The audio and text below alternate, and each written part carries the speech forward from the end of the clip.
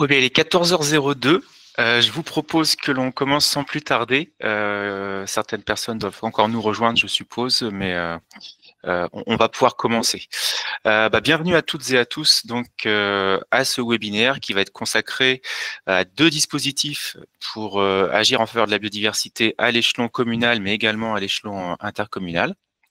Donc ce webinaire vous est proposé par l'ANBDD et l'OFB, l'Office français de la biodiversité. Donc je vais commencer par me présenter. Je suis Guillaume Salagnac, chargé de mobilisation des collectivités et territoires engagés pour la nature au sein de l'ANBDD. Concernant le programme qui nous attend aujourd'hui. Donc, nous aurons deux présentations pour commencer. Donc, on va commencer par la présentation du dispositif Atlas de la biodiversité communale par Mathilde Voléon, qui est chef du service appui aux acteurs et mobilisation des territoires au sein de la direction régionale de l'OFB. Ensuite, donc, je vous ferai une présentation du dispositif Territoire engagé pour la nature. Et puis, on terminera par deux retours d'expérience de deux collectivités qui sont engagées dans chacune de ces deux démarches. Donc, avec un premier retour d'expérience de la ville d'Argentan, avec Hervé Lelièvre, qui est chargé de mission biodiversité à la ville, et également un retour d'expérience de la ville de Malonné par Mathis Suchet, qui est chargé de mission aménagement durable du territoire à la ville de Malonné. Traditionnellement, donc, on se gardera un petit temps d'échange à la fin de chacune des présentations. Donc, vous pourrez poser vos questions dans le chat prévu à cet effet. Et mon collègue Adrien Guillemette, qui participe à ce webinaire, se fera le relais de vos questions. Et puis également, avant de commencer, un dernier renseignement, c'est que cette visioconférence est enregistrée. Donc, le replay pourra vous être envoyé ultérieurement, ainsi que les présentations des intervenants. Voilà. Sans plus tarder, je vous propose qu'on rentre dans le vif du sujet avec la présentation du dispositif Atlas de la biodiversité communale par Mathilde Voléon. Donc, je coupe ma présentation et Mathilde, je te laisse diffuser la tienne. Ok, merci. Donc, bonjour à tous. Moi, je suis Mathilde Voléon, je suis chef du service appui aux acteurs et mobilisation des territoires, donc à l'OFB. Et je vais vous présenter, si j'y arrive, le dispositif des atlas de la biodiversité communale. Hop, alors, que je partage mon lien. Normalement, c'est bon. Vous voyez bien la présentation? C'est tout bon. Ok, parfait. Donc, je me donne à peu près un quart d'heure pour vous présenter les grandes lignes de ce qu'est un atlas de la biodiversité et surtout pour pouvoir répondre à vos questions par la suite. Je vais laisser un petit temps pour ça. Hop. Alors, si ça ne marche pas, faut que je fasse ça là. Voilà. Donc, qu'est-ce qu'un ABC? L'ABC, c'est un outil en fait qui permet à une collectivité de connaître, de faire connaître et de préserver et valoriser son patrimoine naturel. Il est en fait en trois axes. Donc le premier, c'est celui qui est le plus intuitif, c'est l'axe de la connaissance, donc qui se fait au travers de la réalisation d'un diagnostic. Le diagnostic naturaliste, ça se fait, c'est basé sur des inventaires et une cartographie des enjeux de biodiversité de votre collectivité. Ensuite, il y a un axe de mobilisation, parce que l'objectif de l'ABC, c'est bien de faire participer l'ensemble des acteurs qui ont un impact sur le territoire communal. Et donc, c'est aussi un outil d'appropriation des enjeux et de sensibilisation des acteurs locaux. Et le troisième axe, c'est l'axe de préservation et de valorisation. C'est comment est-ce qu'on va plus loin qu'un simple inventaire. Et donc, l'ABC, c'est aussi un outil stratégique de l'action locale pour la mise en œuvre de politiques communales en faveur de la biodiversité. Donc, le premier axe, pour détailler un peu plus comment le contenu en fait de l'ABC, le premier axe, il a deux objectifs. Le premier objectif, c'est de mieux connaître les milieux et les espèces qui sont présents sur son territoire. Donc, ça passe par un état des lieux initial de qu'est-ce qu'on a comme données sur notre territoire et comment est-ce qu'on affine cette donnée ensuite. Et Après, une fois qu'on connaît mieux la donnée, on affine les enjeux de conservation et de restauration, à la fois des habitats et des espèces. Comment est-ce qu'on fait? Eh bien, on fait des inventaires naturalistes et ou participatifs, ça dépend des démarches. On suit des protocoles qui sont standardisés. Donc, tous ces protocoles, ils sont expliqués en fait dans Campanule, dans le catalogue des méthodes et protocoles d'acquisition de données naturalistes, pardon. Et pour les habitats, il faut suivre la typologie ENIS. Ensuite, suite aux inventaires, il y a un travail de traitement des données et surtout de rapportage dans le SINP. Ça, c'est une obligation lorsqu'on vous finance, ce qui est bien un rapportage qui soit fait. En Normandie, ce rapportage est fait sous Odin et l'équipe de la NBDD est à votre disposition si besoin d'aide sur cet aspect données. Et ensuite, on a la cartographie des enjeux qui est à réaliser. Donc, cette cartographie, elle est en fait très liée à vos objectifs de développement et votre démarche vraiment communale et liée à la collectivité, parce que ce qu'on appelle enjeu, ça peut être différent en fait suivant les objectifs politiques et les objectifs d'aménagement de la commune. Ça peut être des enjeux de préservation des espèces qui seraient vulnérables, mais ça peut être aussi des enjeux qui sont liés à l'aménagement de nouvelles zones et savoir positionner ces nouvelles zones par rapport aux inventaires qu'on aurait réalisés. Voilà par rapport à ça. Et du coup, ce qu'il faut retenir par rapport au projet d'ABC, c'est que nous, en tant qu'OFB, on va vous demander de déterminer, enfin de faire des inventaires sur minimum 3 taxons différents et sur minimum 3 secteurs différents. Donc quand je dis secteur, c'est des habitats. En fait, on ne pourra pas, par exemple, avoir un ABC uniquement zone humide. C'est à cibler effectivement en fonction, suivant les milieux présents. Et puis, c'est ce que je disais, c'est les objectifs derrière opérationnels. Donc, à quoi ça va servir?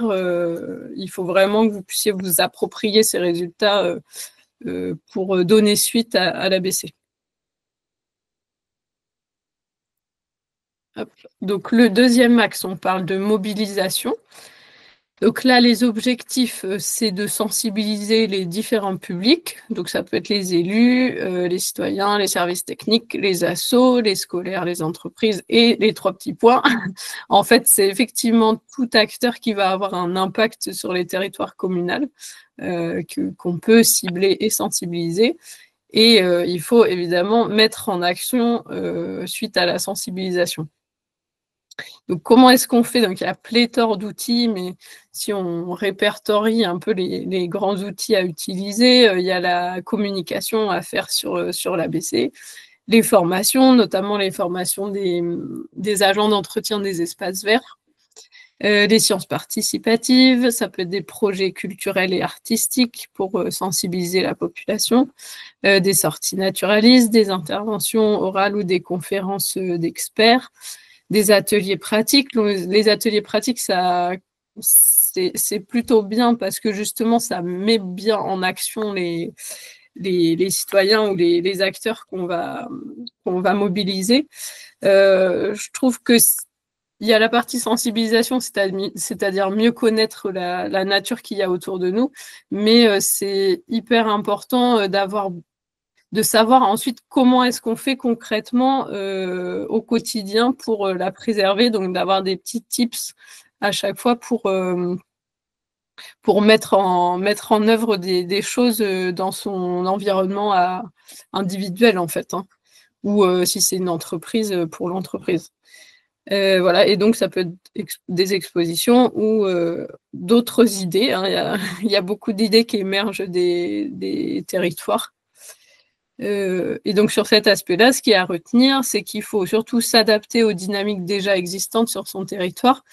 Il faut vraiment que vous puissiez vous appuyer sur ce qui existe déjà, sur des associations qui seraient mobilisées ou alors des des dynamiques d'acteurs qu'on pourrait intégrer en fait et qui pourraient intégrer cet aspect biodiversité.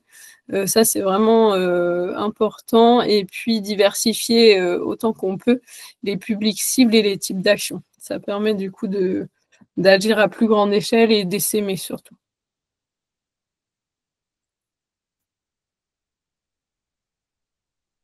Et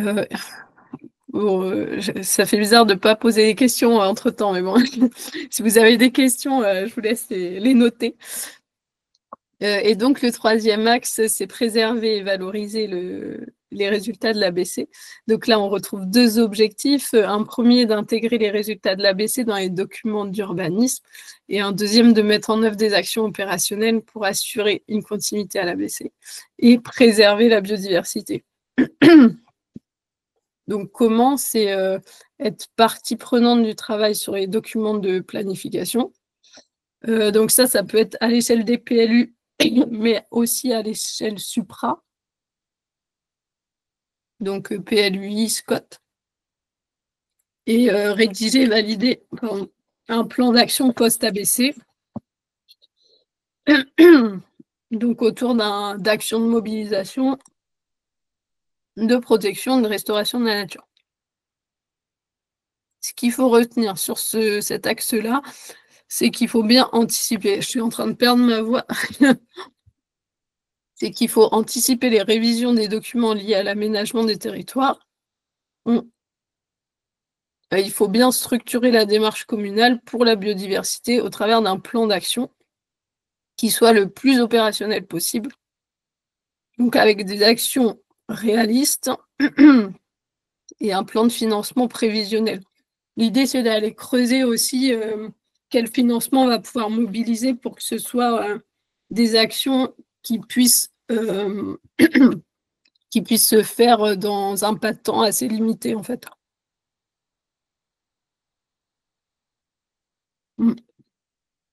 Donc, il y a deux productions essentielles.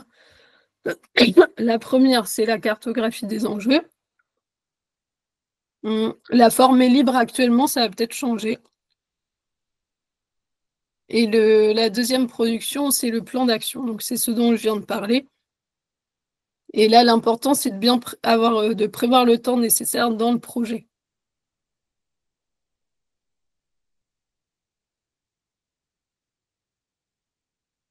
Sur l'aspect financier, maintenant, on a un appel à projet par an qui est fait par l'OFB. Donc, sur cette année 2025, on a 5 millions d'euros qui sont disponibles, sachant que le plafond d'aide est à 250 000 euros par projet. Le coût moyen du projet, c'est 40 000 euros et on a un taux d'aide de 80%. C'est à destination du coup des collectivités et des établissements publics. Donc, c'est très majoritairement des communes qui postulent. Et les projets vont de 3 à 4 ans. Sur la sélection maintenant, on a 2 campagnes là en 2025. Donc la prochaine, elle se termine très prochainement, au 15 juin. Du coup, pour ceux qui sont intéressés, c'est mieux d'attendre du coup 2026, le temps de construire en fait le projet.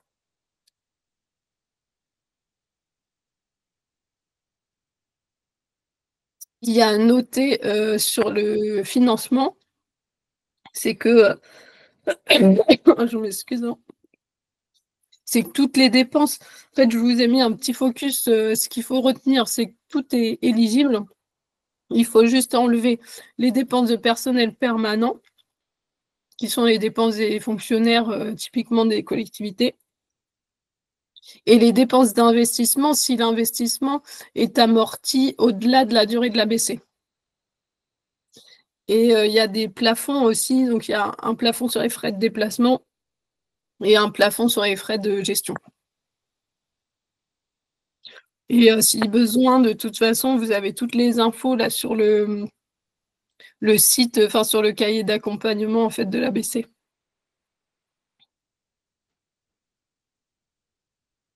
Je vous ai mis une petite diapo sur l'accompagnement technique parce qu'on a souvent des questions par rapport à ça. Donc, on a une première partie qui concerne le montage du projet, où là, du coup, on peut, en fait, soit on a la compétence en interne à la collectivité, et c'est le mieux, c'est le meilleur des cas, mais sinon, on peut mobiliser, du coup, l'ANBDD, qui va bientôt avoir une personne dédiée à l'accompagnement des petits projets. Sinon, des bureaux d'études privés ou des associations dites généralistes qui vont vous accompagner tout au long du projet, en fait. Donc, pareil sur la coordination du projet, on va retrouver tous ces acteurs, moins la NBDD. Et derrière, sur les inventaires, la partie inventaire naturaliste et animation, où là, on retrouve les bureaux d'études privés, les assos naturalistes qui sont spécialistes, et les assos de l'éducation à l'environnement. Voilà par rapport à ça. Une petite diapo pour vous mettre où est-ce qu'on en est en Normandie, avec du coup, en ce moment, 16 ABC en cours et 20 ABC finalisés. On est à une moyenne de 6 projets retenus par an. Et donc la diapo pour plus d'infos. Et je vais passer après autant de questions avec les sites de l'OFV et puis mon adresse mail si besoin. Merci Mathilde. Profite de ce petit temps pour récupérer ta voix. Donc, on va pouvoir procéder du coup aux questions, aux échanges. Donc, ouais, je vois qu'une personne a levé la main. Écoutez, vu qu'on on a un petit peu de temps, je propose à cette personne, si elle le peut, d'ouvrir son micro et de poser sa question. Oui, bonjour, vous m'entendez? Oui. Oui, Philippe Sommeville, je suis de la commune de Bourteroule dans Normandie. En fait, par rapport aux 6 projets par an, j'aurais voulu savoir, est-ce qu'il y a une condition d'éligibilité, donc qui limite le nombre de projets, ou c'est simplement parce qu'il n'y a pas plus de 6 projets en moyenne qui sont déposés tous les ans?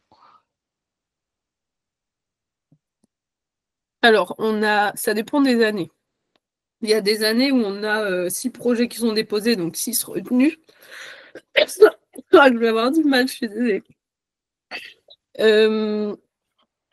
En fait, on est à une moyenne de, on va dire, de 3/4 des projets retenus, c'est ça qu'il faut avoir en tête. On a un jury régional qui se réunit, en fait, pour étudier les projets, et en fonction du contenu, on va valider ou non. Et évidemment, il y a l'aspect financier, c'est-à-dire si ça dépasse l'enveloppe nationale, on ne va pas pouvoir retenir tous les projets. D'accord, Mais parce ça que reste une moyenne de projets. D'accord, les projets doivent être retenus, c'est-à-dire validés pour pouvoir prétendre derrière aux subventions. C'est dans le même temps, en fait. D'accord, ok.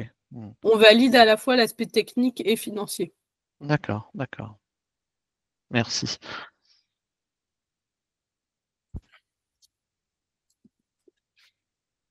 Oui, Madame Binet souhaite poser une question. Oui, bonjour. Excusez-moi, du coup, j'étais un peu en retard, mais je voulais savoir comment s'articulait le projet ABC avec la démarche Tram Vert et Bleu. Parce que je trouvais que c'était. Enfin, moi, je suis en train de mener la démarche Tram Vert et Bleu sur le territoire de l'Intercom de Bernay. Et je trouvais que c'était. Enfin, de ce que j'ai vu, alors je m'excuse, je n'ai pas pu être là au début.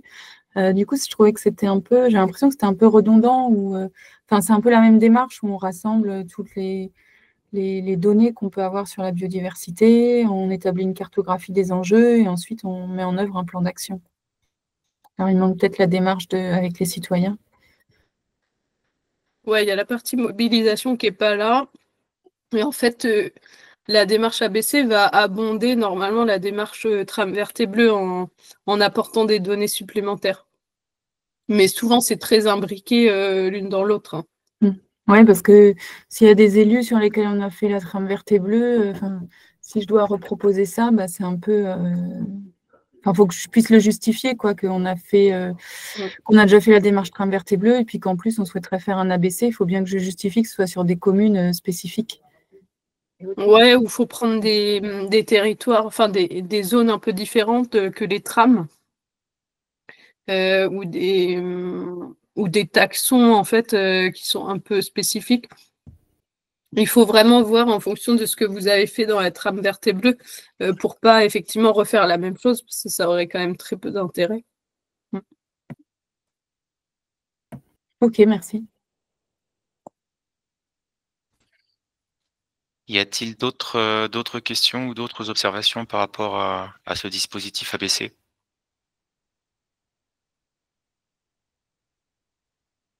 Pas pour l'instant, j'ai l'impression. Moi, j'en avais une quand même, du coup, Mathilde. Par rapport aux collectivités qui souhaitent candidater, donc on a vu que elles pouvaient monter leur projet soit avec des associations naturalistes ou avec où l'ABC pouvait être fait par un bureau d'études. J'imagine que ça demande un petit peu de temps quand même pour monter son projet et que les associations ont aussi un plan de charge assez conséquent par ailleurs. Donc, quelle est la méthodologie à faire pour comment dire, monter son projet avec ces associations-là? Est-ce que ça demande du temps? Est-ce qu'il faut s'y prendre à l'avance?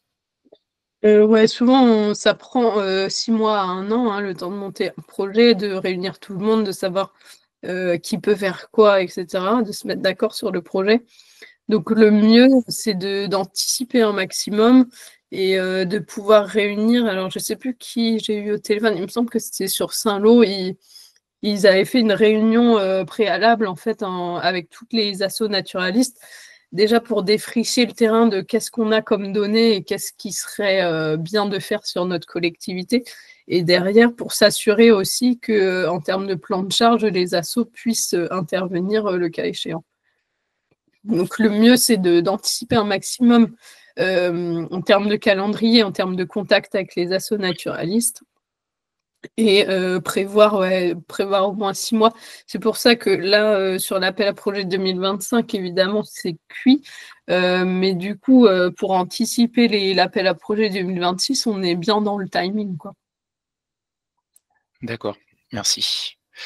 Il y avait une question dans le chat de Clémence Piette de la ville de Deauville. Son micro ne fonctionne pas, donc elle nous demande s'il est possible de recruter un CDD en régie pour réaliser l'ABC et dont le financement du poste sera pris en charge dans les financements OFB. Oui, tout à fait. Ouais. Si c'est un CDD, en fait, tant que c'est un contrat qui est lié au projet ABC, on pourra le prendre en charge. Très bien. Merci pour cette info. Est-ce qu'il y a d'autres questions, soit dans le chat, soit en ouvrant votre micro?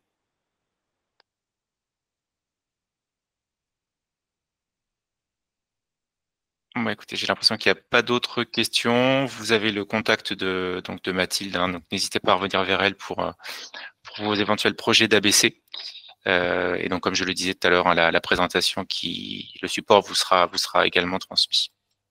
Ouais, c'est ça, j'ai mis des liens dans le diaporama, donc n'hésitez pas à aller consulter ces liens et puis à revenir vers moi si besoin de plus d'infos, à la fois sur la démarche, sur les financements ou sur les contacts asso ou bureau d'études que j'ai mentionnés là. Très bien. Merci à toi, Mathilde. Merci, désolée pour la crise de tout. Ça arrive. Écoutez, je vous propose qu'on enchaîne avec la deuxième présentation qui va concerner cette fois-ci le dispositif Territoire engagé pour la nature. Je vais vous partager mon écran.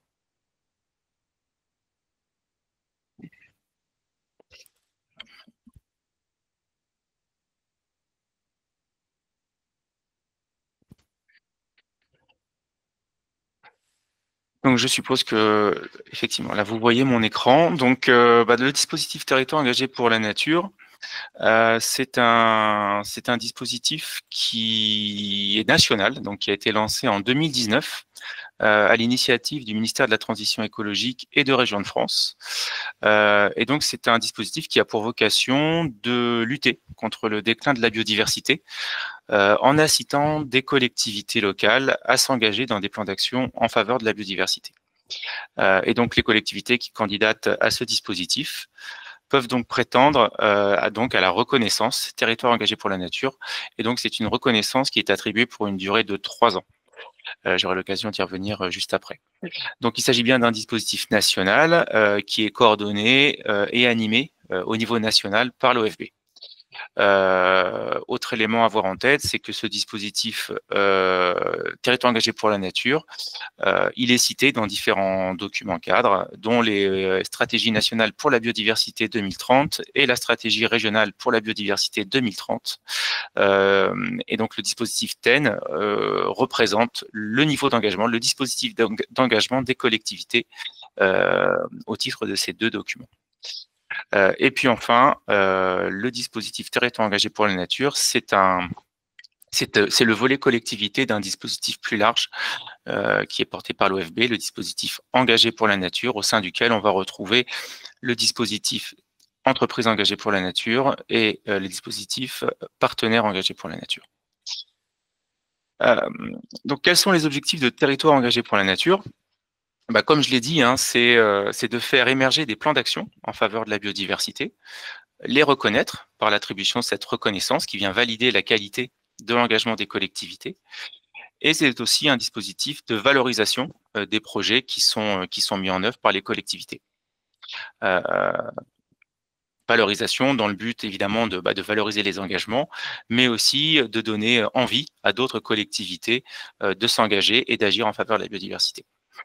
Un point qu'il faut avoir à l'esprit, c'est qu'au travers de territoires engagés pour la nature, ce qui va être évalué, ça n'est pas tout ce que la collectivité a pu déjà mettre en place par le passé en faveur de la biodiversité, mais bien le projet sur lequel elle s'engage dans les 3 années à venir. Donc vraiment, ce qui est évalué, c'est cette dimension de projet.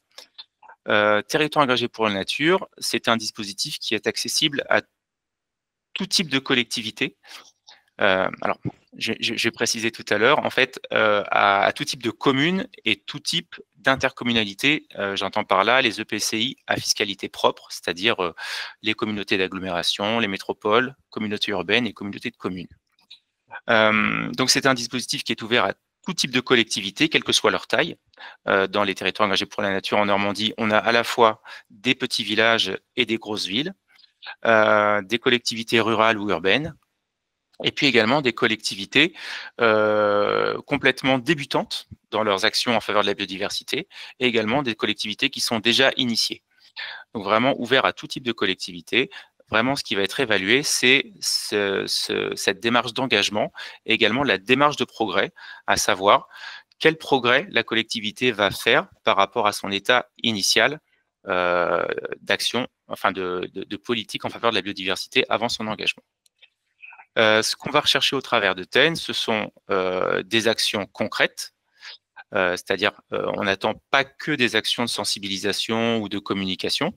Il peut y en avoir dans un plan d'action TEN, mais il faut aussi qu'il y ait des actions concrètes. On va rechercher également des projets cohérents, c'est-à-dire des projets qui vont être en lien avec des enjeux de préservation de la biodiversité sur le territoire, ou bien un projet cohérent avec des actions que la collectivité, en lien avec des actions que la collectivité a déjà pu mettre en place par le passé, par exemple. On va rechercher également, au travers des plans d'action TEN, un côté transversal dans la démarche, c'est-à-dire qu'on va, évidemment, les actions qui sont proposées peuvent concerner la compétence espace vert, par exemple, de la collectivité, ou concerner la compétence milieu naturel. Mais on va également s'attendre à ce que, lorsque la collectivité est structurée en service, on va s'attendre à ce que le plan d'action TEN interroge comment est-ce que, dans l'aménagement du territoire, dans la façon de concevoir l'urbanisme, on va prendre en compte ces questions de préservation de la biodiversité, comment dans l'éducation, dans la mobilisation citoyenne, dans la gestion de l'eau, on va également prendre en compte ces questions de préservation de la biodiversité. Au travers de TEN, on va essayer également de mobiliser, de fédérer autour du plan d'action de la collectivité au maximum les différents acteurs du territoire, qu'il s'agisse des habitants, du public scolaire, mais également les associations, les entreprises, pourquoi pas, le monde agricole. Et puis, au travers de TEN, on va également rechercher cette dimension d'amélioration continue, puisque comme je l'ai dit tout à l'heure, la reconnaissance TEN, elle est attribuée pour une période de 3 ans. Et donc, au terme de ces 3 ans, la collectivité qui souhaite maintenir sa reconnaissance, eh bien, doit se réengager au travers voilà, d'un nouveau plan d'action TEN. Donc, je l'ai dit en introduction, il s'agit bien d'un dispositif national, mais les régions ont la liberté de s'organiser en collectifs régionaux. Et donc, ce dispositif est déployé régionalement. En Normandie, le collectif régional, il est constitué de l'Adréal Normandie, de la région Normandie, de la direction régionale de l'OFB, des agences de l'eau Seine-Normandie et Loire-Bretagne, et donc de la NBTD. Le collectif régional est chargé de piloter le déploiement de TEN en Normandie et également de sélectionner les dossiers de candidature. Et la NBDD, au sein de ce collectif, elle se positionne dans un rôle d'animation du dispositif. Et donc, je le disais tout à l'heure, les collectivités qui peuvent prétendre à la reconnaissance TEN en Normandie, ce sont les communes et donc les EPCI à fiscalité propre. Donc, comme je l'ai dit tout à l'heure, les métropoles, communautés d'agglomération, communautés urbaines et communautés de communes. Cette cartographie pour vous montrer où est-ce qu'on en est actuellement en Normandie. Donc, nous avons 64 collectivités qui sont reconnues TEN. Les aplats de couleurs en bleu clair que vous voyez, eh bien, ce sont les intercommunalités qui sont reconnues TEN. Et les ronds, eh bien, en fait, ce sont des communes. Donc, vous voyez qu'on a différentes tailles de communes qui sont lauréates du dispositif TEN, avec quand même, il est vrai, beaucoup de petites communes, voire de villages. Donc, tout ça pour vous montrer que c'est vraiment un dispositif qui concerne toute taille et tout type de collectivité. Alors, quels sont les avantages pour une collectivité à devenir territoire engagé pour la nature? Eh bien, je dirais que pour devenir TEN, la première chose à faire, c'est de candidater. Et donc, le fait de candidater, ça se fait par l'intermédiaire d'un dossier de candidature qui est assez complet. Et ce dossier de candidature, il est constitué, on va dire, d'une 50aine de questions pour la partie questionnaire. Et donc, chaque question, en quelque sorte, est une proposition d'action que la collectivité peut mettre en œuvre pour la biodiversité. Et donc, au travers de ce questionnaire-là, la collectivité va pouvoir répondre à chacune de ces questions et faire le bilan des actions qu'elle a déjà pu mettre en place par le passé. Donc, la collectivité fait une sorte d'autodiagnostic. Et puis, pour ces mêmes questions, la collectivité va pouvoir dire, moi, j'ai pas travaillé là-dessus, mais c'est un axe qui m'intéresse pour les 3 années à venir. Et donc, elle va cocher un certain nombre d'actions qui vont constituer ses engagements et sa feuille de route pour les 3 années à venir. Et donc, candidater à TEN, c'est en quelque sorte un moyen de rédiger une feuille de route et de structurer ses actions et sa stratégie biodiversité pour les 3 années qui viennent. Donc ça, c'était la première chose. Ensuite, une fois que la collectivité devient TEN, eh bien, elle intègre le réseau biodiversité et territoire qui est animé par la NBTD. Et donc, à ce titre, les collectivités sont invitées, si elles le souhaitent, évidemment, à participer aux événements qui sont proposés par la NBTD. J'entends par là les ateliers techniques, des formations, des visites de terrain, et puis également la rencontre annuelle biodiversité et territoire, à l'occasion de laquelle les lauréats de l'année sont célébrés. Le dispositif TEN, c'est un dispositif donc de reconnaissance et de valorisation, comme je l'ai dit tout à l'heure, mais c'est aussi un dispositif d'accompagnement, puisqu'une fois que les collectivités sont reconnues TEN, pendant les 3 années où va courir leur reconnaissance, eh bien, les collectivités sont suivies et accompagnées par la NBDD sur la mise en œuvre de leurs engagements. Et donc, cet accompagnement, il va prendre la forme de rendez-vous annuels, au cours duquel, on fait le point, on fait le bilan sur les réalisations, sur les éventuels problèmes ou qui empêchent la collectivité d'avancer. Et donc cet accompagnement, c'est l'occasion de pouvoir donner des conseils techniques, des ressources qui vont bénéficier aux collectivités, et également les mettre en relation soit avec des partenaires techniques, et d'avoir une veille sur les financements qui peuvent correspondre aux projets des collectivités. Ou encore les mettre en relation avec d'autres collectivités qui ont déjà mené des projets similaires. Donc c'est vraiment aussi un dispositif d'accompagnement. Les collectivités qui sont lauréates du dispositif TEN reçoivent un kit numérique de communication, donc un tampon TEN qui leur permet de communiquer sur leur engagement en faveur de la biodiversité. Et puis également, être TEN, ça permet de faire valoriser ces pratiques, à la fois au niveau régional et national, soit par exemple dans des articles et des vidéos qui peuvent être relayés sur les réseaux, la participation à des événements phares, des témoignages, et donc augmenter ainsi son attractivité territoriale.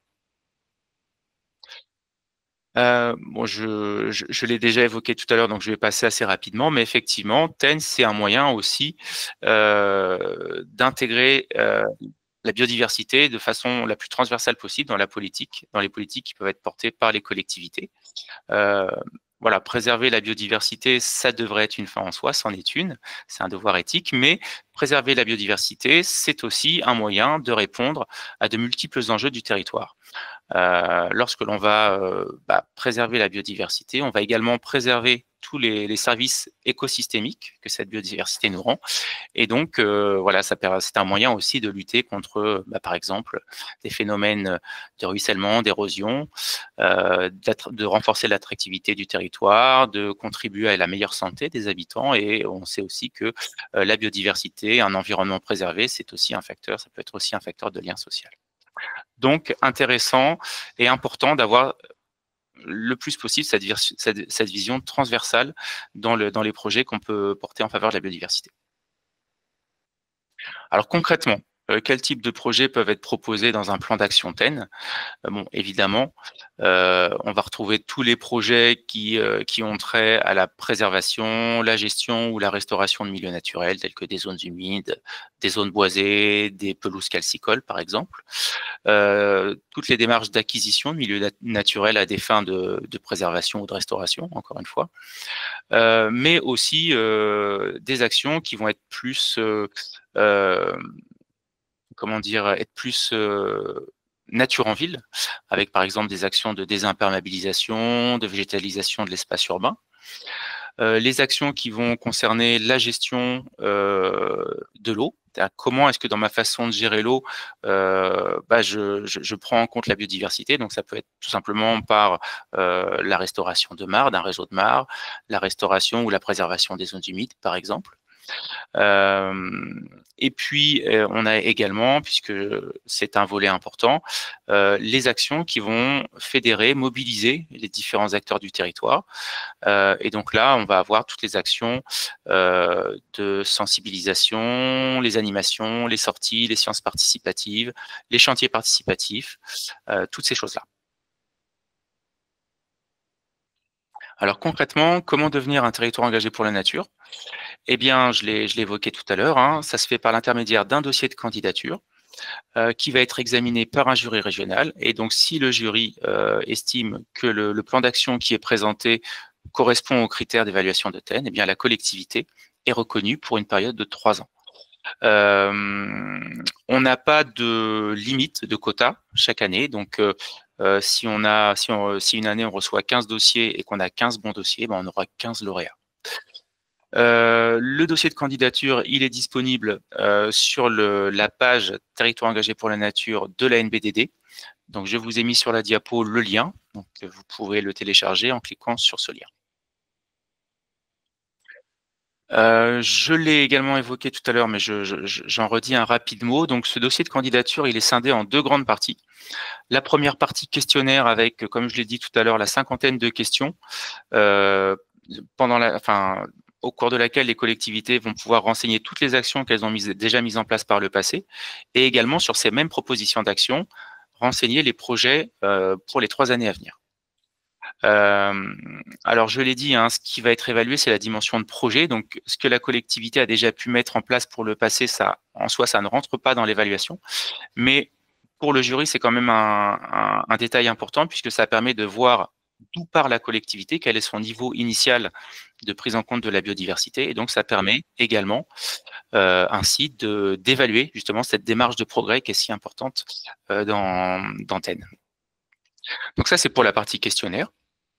Et puis, en fin de dossier, on a les fiches projets thématiques, donc qui vont constituer en quelque sorte le cœur du dossier, puisqu'on va demander aux collectivités candidates de renseigner par l'intermédiaire de ces fiches projets les actions emblématiques de leur plan d'action TEN pour les 3 années à venir. Hop. Donc là, vous voyez sur cette capture, donc je vous ai mis un extrait de 2 pages du dossier de candidature sur la partie questionnaire.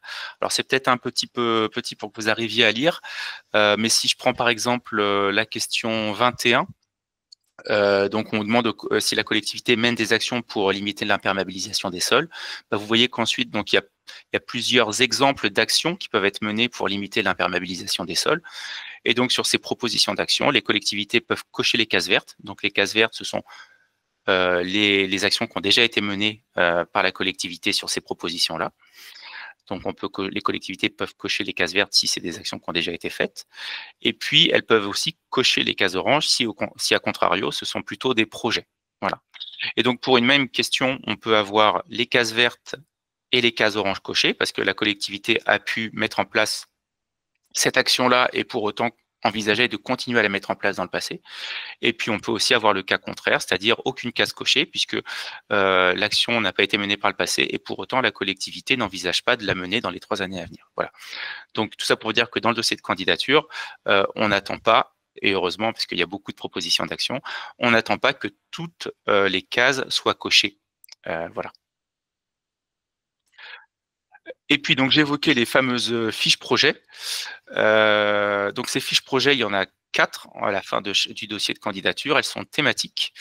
Et donc, comme je le disais, vous allez pouvoir renseigner dans cette fiche projet détaillée un petit peu plus l'action que vous souhaitez mettre en place dans les 3 années à venir. Donc, vous avez différents champs où on va vous demander quel est le titre de l'action en question, quels sont les partenaires avec lesquels vous envisagez de travailler pour mettre en place cette action, quel est le budget aussi qui va être alloué à cette action si vous le connaissez. Bon, si vous l'avez pas encore évalué, en soi c'est pas grave puisque c'est vrai que ça reste un projet et le projet peut continuer de se construire pendant les 3 années de la reconnaissance TEN. Et puis donc dans les champs qui sont demandés, quels sont les objectifs qui vont être visés par la mise en place de cette action et on vous demandera également comment vous envisagez de mettre en place cette action dans les 3 années à venir. Donc ça, ce sont les mesures à mettre en œuvre relatives à l'action. Et puis, on vous demandera également, dans la mesure du possible, d'essayer d'indiquer, de préciser un certain nombre d'indicateurs qui vont permettre de suivre la réalisation, la mise en place de l'action. Donc, pour résumer, quels sont les attendus dans le cadre de Territoire engagé pour la nature? Donc, à minima, renseigner 4 fiches projets thématiques. Donc, comme je l'ai dit, les thématiques, c'est la thématique connaissance. Quelle action je souhaite mettre en place pour mieux connaître la biodiversité sur mon territoire. Il y a une thématique consacrée à l'aménagement du territoire. Donc, comment dans ma façon d'aménager le territoire, je prends en compte cette question de la biodiversité.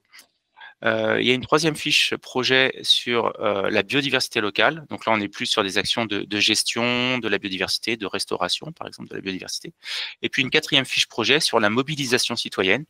Donc là, il faudra proposer une action qui va pouvoir mobiliser soit les habitants, les écoles, pourquoi pas les élus ou les agents, si c'est des actions de formation qui sont envisagées, ou les entreprises, par exemple. Témoigner d'une démarche de progrès, donc ça, je l'ai déjà dit, je ne reviens pas dessus.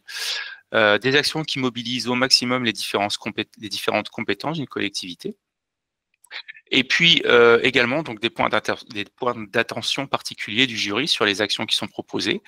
Donc des actions évidemment opérationnelles avec un impact positif et réel sur la biodiversité. Dans la mesure du possible, un plan d'action qui est en lien avec les enjeux locaux, je l'ai dit tout à l'heure. Des actions qui vont être impliquantes, donc qui vont mobiliser les différentes compétences d'une collectivité, les différents acteurs du territoire. Et puis également, dans la mesure du possible, des actions nouvelles, c'est-à-dire que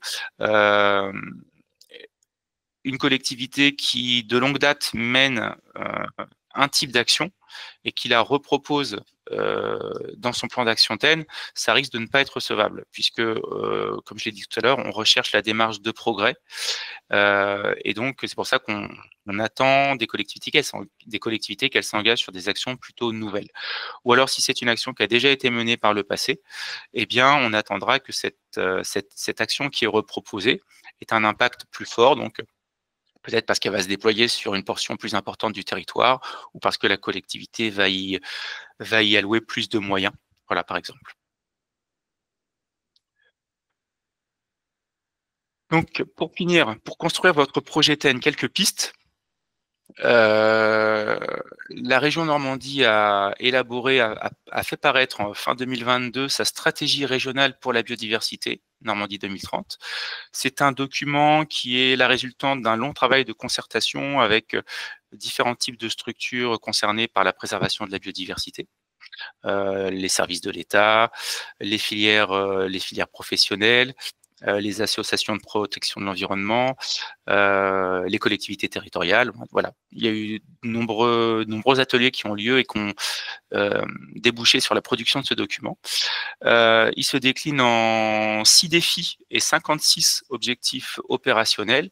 Et donc, les différents acteurs normands et donc les collectivités sont invités à prendre connaissance de ce document dans lequel elles pourront trouver un certain nombre d'actions à mettre en place et donc contribuer par cela à la mise en œuvre de cette stratégie régionale pour la biodiversité. Je vous ai mis également sur cette diapo différentes ressources que vous pourrez trouver sur le site de la NBDD, des fiches retour d'expérience, des fiches ressources qui peuvent vous donner d'un certain nombre de pistes pour mettre en place des actions. Nous avons également le catalogue des aides qui vous permettra d'identifier un certain nombre de financements qui peuvent être mobilisés pour mettre en place des actions. Et puis également le catalogue des acteurs pour trouver des partenaires de vos actions et la plateforme Odin dont il a été question tout à l'heure, qui met à disposition un certain nombre de toutes les données naturalistes qui ont pu être recensées sur votre territoire et qui peuvent vous être utiles, soit pour mettre en place un ABC ou pour identifier les enjeux de votre territoire et proposer des actions cohérentes. Et puis enfin, n'hésitez pas à aller à la rencontre des structures naturalistes normandes. Nous avons un réseau assez vaste de structures naturalistes en Normandie qui mettent déjà en place un certain nombre de programmes et donc que vous pourrez déployer sur votre territoire. Et puis en les rencontrant, en discutant avec elles, peut-être que celles-ci pourront également vous proposer de nouvelles actions à mettre en place sur votre territoire. Donc n'hésitez pas à les contacter. Donc j'en ai mis ici certaines, mais je n'ai pas pu mettre toutes ces structures-là. Je pensais notamment également aux parcs naturels régionaux. Si vous êtes situé sur le territoire d'un parc naturel régional, n'hésitez pas à les contacter pour discuter de votre projet.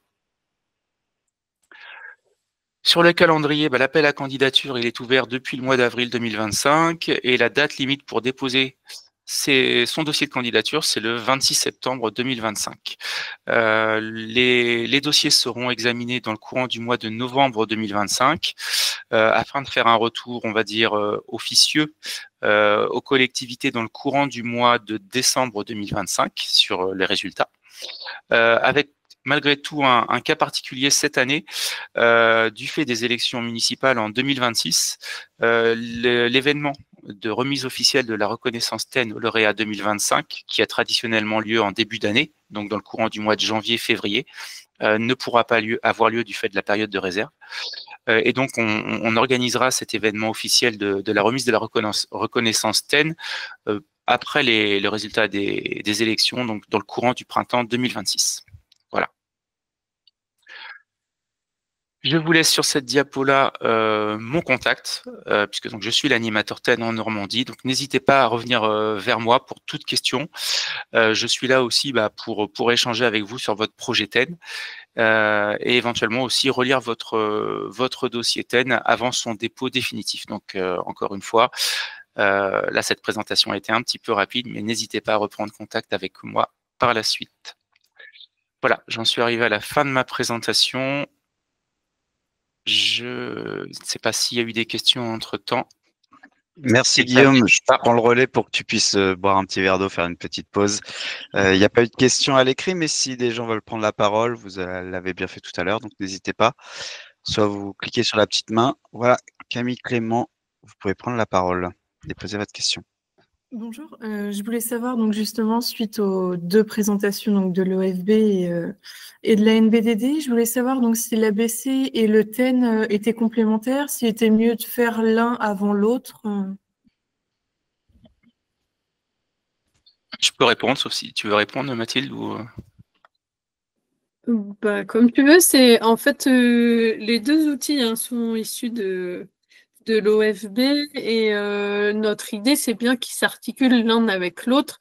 La démarche TEN, elle s'inscrit plus dans la durée, forcément, que l'ABC. Donc l'idée, c'est que un collectif, une collectivité TEN, pardon, puisse partir sur un ABC et que l'inverse soit également possible. Donc il y a pas de, on n'a pas de préférence pour démarrer l'un ou l'autre. Après, il y a pas mal de collectivités qui proposent une démarche TEN du coup sur 3 ans et dans le cadre de cette démarche TEN qui prévoit de lancer un ABC par exemple, donc ça peut se faire dans ce sens-là. Mais il y a aussi d'autres sens inverses, donc il y a des collectivités qui vont démarrer par un ABC et au fil de l'ABC, ils vont en conclure que leur plan d'action post-ABC, ça s'inscrirait carrément bien dans un TEN. Donc, l'une et l'autre se nourrissent, en fait, je dirais. Voilà, effectivement. En fait, les deux, comme vient de dire Mathilde, les deux cas de figure sont possibles, en fait. Et d'ailleurs, c'est ce qu'on va voir juste après avec les retours d'expérience d'Argentan et de Malonnet, où en fait, le projet d'ABC était initialement inscrit dans le plan d'action TEN. Et certaines collectivités, donc arrivées à la fin de leur premier plan d'action TEN, se sont servis justement des préconisations de l'ABC pour construire leur nouveau plan d'action TEN, par exemple. Voilà. Y a-t-il d'autres questions? Ouais, Philippe Sommeville, vous pouvez ouvrir votre micro. Oui, j'ai une nouvelle question. Donc, concernant le TEN, il n'y a pas de côté contraignant pour les municipalités. Ce que je veux dire par là, c'est que c'est une démarche volontaire, mais si la collectivité lance par exemple cette démarche, voilà, en disant je vais surfer un petit peu, enfin, je force le trait, mais je vais surfer un petit peu sur la biodiversité et faire un petit peu de greenwashing en fait pour donner un argument marketing entre guillemets à ma commune, est-ce qu'on risque pas ce travers-là en fait, ou est-ce que vraiment toutes les entreprises jouent le jeu et est-ce qu'il y a un contrôle possible? Alors bon, c'est toujours un risque. Jusqu'à présent, on n'a encore jamais eu ce cas de figure-là en Normandie. Sur l'évaluation des candidatures, donc comme vous l'avez vu, le jury il est composé de différents types de structures et voilà, les dossiers de candidature sont envoyés aussi à d'autres structures, par exemple les services de l'État via la DDTM, pour avoir des remontées d'infos sur est-ce que les collectivités qui candidatent n'ont pas par ailleurs d'autres actions qui pourraient être contradictoires avec l'obtention de la reconnaissance TEN. Donc on a déjà ce regard-là.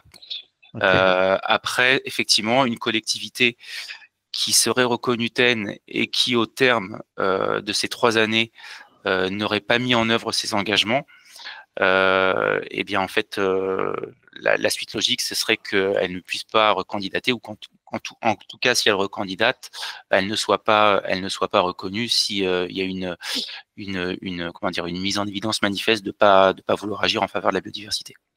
Ok, merci.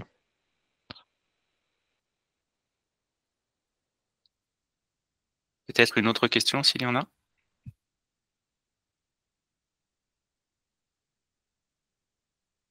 Pas d'autres? Oui, Monsieur Lafitte. Oui, bonjour.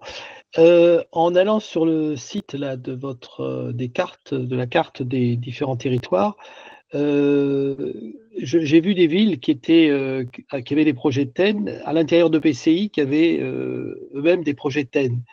quelle est l'articulation entre les deux, et notamment pour le dépôt de projet, parce qu'il y a forcément des actions qui vont être redondantes entre les deux. Enfin voilà, qu'est-ce que vous attendez de l'une par rapport à l'autre, ou qu'est-ce qu'il ne faut pas faire l'une par rapport à l'autre? Alors effectivement, on a le cas de figure, notamment sur la métropole Rouen-Normandie et sur la CU du Havre, où à la fois l'intercommunalité et donc les communes, certaines communes sont reconnues TEN. Alors concernant les communes, effectivement, les plans d'action, enfin les actions qui sont mises en place par les communes, peuvent tout à fait s'appuyer sur le PCI, puisque le PCI a un certain nombre de compétences que la collectivité n'a pas. Donc la complémentarité peut se faire à ce niveau-là. En revanche, ce qu'on attend de la part des communes, c'est que l'action soit portée par les communes, enfin, ou en tout cas à l'initiative des communes. Une action qui serait complètement portée par le PCI et qui se déroulerait sur le territoire communal, mais avec une commune qui, entre guillemets, n'est pas impliquée, n'est pas impliqué dans l'action, ça pourrait pas être mis au crédit de la commune. Voilà. Après, j'essaie de réfléchir, mais par rapport au plan d'action des EPCI, ça, ce sont des actions qui sont portées en propre par les EPCI sur leurs compétences. Je ne sais pas si je réponds à votre question. D'accord, merci bien. Peut-être qu'avec l'exemple de je vais avoir J'ai par rapport à pas bien entendu, pardon, ça a coupé. Non, peut-être par rapport à l'exemple de Maloney, si Maloney présente des marches TEN, Oui. je vais voir par rapport au PCI, quoi, ce qui est fait. D'accord. Y a-t-il d'autres questions?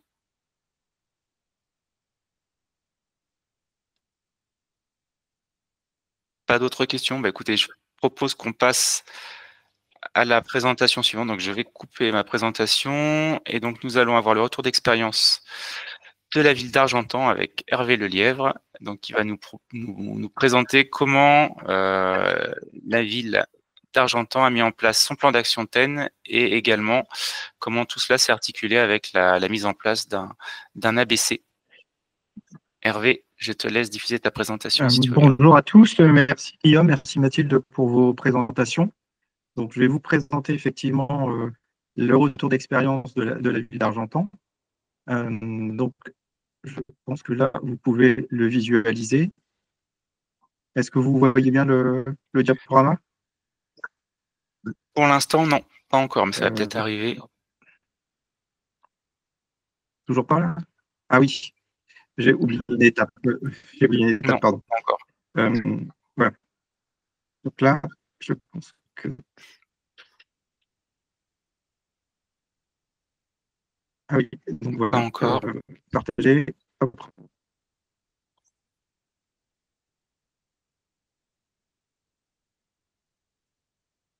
C'est bon. Alors par contre, là, on a encore l'affichage avec les vignettes sur le côté gauche de ta présentation. Et là, comme ça, c'est bon? Non, toujours pas. Toujours pas, non.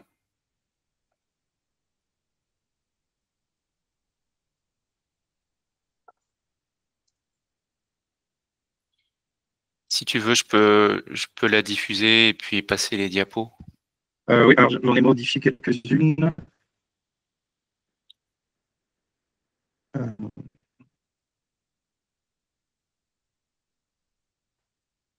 Bon, écoute, si tu veux, parce que du coup, je ne sais pas trop comment faire. D'accord. Bah, si tu as supprimé certaines diapos, bah, je passerai sur celle que tu as supprimée. Donc, si tu veux bien arrêter de présenter, comme ça, moi, je vais pouvoir diffuser la mienne. Voilà.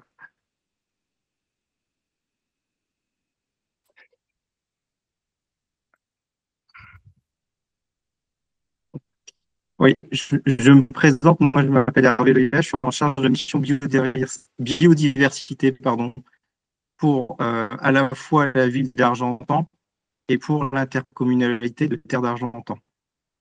En fait, je dépends d'un service qui s'appelle l'urgence climatique. Donc, on peut le voir sur la diapo suivante. Voilà, c'est un service qui regroupe en fait 5 agents qui sont donc au service à la fois de Terre d'Argentan Interco et qui travaillent également pour la ville-centre qui est Argentan. Donc, on a une collègue qui travaille sur le projet alimentaire territorial et d'autres collègues qui travaillent donc sur les énergies renouvelables, l'économie de flux, et puis également sur l'agenda 2030, le développement durable en général. Et moi, je suis donc spécialisé pour la partie biodiversité. C'est un service qui existe depuis maintenant 3 ans et qui est mutualisé voilà, pour les deux collectivités. On va pouvoir passer à la diapo suivante. Donc, en fait, en 2022, quand il y a eu l'idée de monter ce service intercommunal, il y avait une volonté très forte de la commune centre de monter une stratégie biodiversité. Et donc, pour ce faire, la ville d'Argentan a invité toutes les structures qui travaillent autour de l'environnement ou tous les, j'allais dire, les collègues qui pouvaient effectivement avoir un lien de près ou de loin avec l'environnement. Et donc, on a pu regrouper 23 structures partenaires pour élaborer une stratégie, tout d'abord, qui a été à l'échelle communale. Et donc, ça nous a permis d'identifier ensemble 3 axes. Donc, connaître la biodiversité pour mieux la protéger, l'enrichir, l'améliorer là où c'est possible, et enfin, et bien aussi faire de la sensibilisation pour tous les publics, en fait, hein, que ce soit le grand public, les scolaires, les élus ou même les agents. On va pouvoir passer. Alors, cette diapo, on peut la passer. On peut passer celle-ci également. Et celle-ci aussi. Alors, au niveau de la raison de la candidature pour le territoire engagé pour la nature, bah, ça nous a paru tout à fait naturel dans le sens où la ville d'Argentan avait déjà énormément fait pour la biodiversité, la nature et l'environnement. On avait, par exemple, au niveau des espaces verts, une gestion différenciée qui a été mise en place dans les débuts des années 2000. Le zéro phyto a été aussi anticipé par rapport à la réglementation qui a eu lieu dans le début des années 2000 également. Et puis, il y avait déjà énormément de choses de faites, comme des plantations de vivaces mellifères, et puis voilà, des actions sur l'eau également. Donc voilà, ça nous paraissait assez naturel. Ensuite, on a trouvé que le dossier de TEN permettait de faire le point sur les actions qui avaient déjà été menées et permet aussi de réfléchir sur d'autres pistes et sur d'autres axes sur lesquels on n'avait pas encore travaillé. Et donc, c'est vrai que quand on constitue le dossier TEN, eh ben, effectivement, on s'aperçoit qu'il y a encore plein de possibilités qu'on n'a pas explorées. Et donc, effectivement, bah, ça nous donne des idées. Et puis, ce dossier TEN, ça permet aussi de prendre contact avec tous les collègues, de se faire connaître aussi également, parce qu'en fait, la mission biodiversité pour Argentan étant très récente, 2022, il y avait effectivement de nombreux collègues qui n'avaient pas en fait entendu parler de cette démarche. Et donc, effectivement, ça a permis aussi de les rencontrer et de faire le point avec ces collègues-là. Donc, le service urbanisme, par exemple, ça tombait très bien parce qu'en fait, on est en train de faire un plan local d'urbanisme à l'échelle intercommunale. Et donc là, c'était vraiment le bon moment. Au niveau de la GEMAPI, il y a beaucoup de choses qui se passent également sur les infiltrations, les infiltrations à la parcelle. Voilà, et le travail aussi avec les syndicats mixtes de bassin, où il y a énormément de choses qui sont faites sur des plantations de haies. Et puis, ça permet aussi de travailler avec des services qui seraient peut-être moins naturels au niveau de la biodiversité, mais le service bâtiment, par exemple, ça a permis aussi de les rencontrer et de voir aussi ce qui était fait. Je pense par exemple à la réfection des fenêtres quand il y a des hirondelles, etc. Et puis forcément le service espace vert, hein, qui est forcément un des services qui sera le plus concerté aussi. Et puis enfin, en dernier lieu, une des raisons aussi, c'est que ça permet aussi de valoriser l'engagement de la ville auprès des partenaires et du public. Et effectivement, quand on répond par exemple sur un appel à projet, on peut faire valoir également qu'on a reçu cette reconnaissance. Donc on peut passer à la diapo suivante. Alors, je vous donne quelques exemples de fiches projets que l'on a soumis pour territoire engagé pour la nature. Au niveau de l'éducation citoyenne, on s'est mis donc en rapport avec l'association Faune et Flore de l'Orne, qui est en fait l'association départementale qui réunit 400 adhérents et qui est vieille de 40 ans, et qui est une association qui est très reconnue sur le territoire, qui comporte de nombreux spécialistes dans tous les domaines, hein, que ce soit la lichénologie, les batraciens, les oiseaux, vraiment tous les taxons sont auscultés par cette association. Et donc, ça nous paraissait important d'avoir des liens privilégiés avec cette association. Et donc, la convention triennale, ça nous permet effectivement d'avoir à la fois de l'expertise, du conseil et puis aussi des animations grand public. Une autre fiche projet maintenant, toujours sur l'éducation citoyenne. On a réalisé 55 nichoirs avec des étudiants de design du lycée Gabriel et le concours du Rotary Club.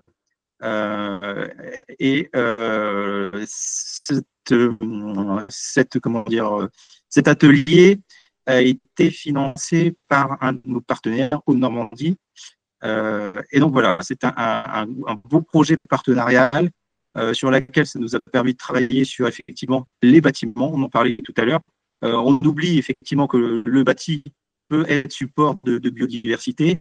Et donc, ça nous a paru plus important de faire des nichoirs pour les adosser sur du bâti que plutôt sur des arbres comme on les voit régulièrement. Cette démarche-là a eu du succès et les nichoirs, alors pas tous, mais certains sont occupés et parfois doublement parce que les nichoirs servent à la fois pour l'oiseau qui va habiter dans la cavité, mais il y a certaines fois où il y a des pigeons, par exemple, qui viennent, ou des tourterelles qui viennent construire leur nid par-dessus le nichoir. Donc, c'est quelque chose qui est assez amusant.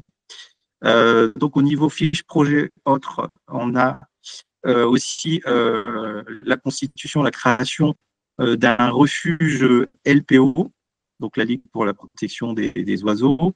Donc, c'est une convention aussi que la commune d'Argentan a signée donc, au début de cette stratégie.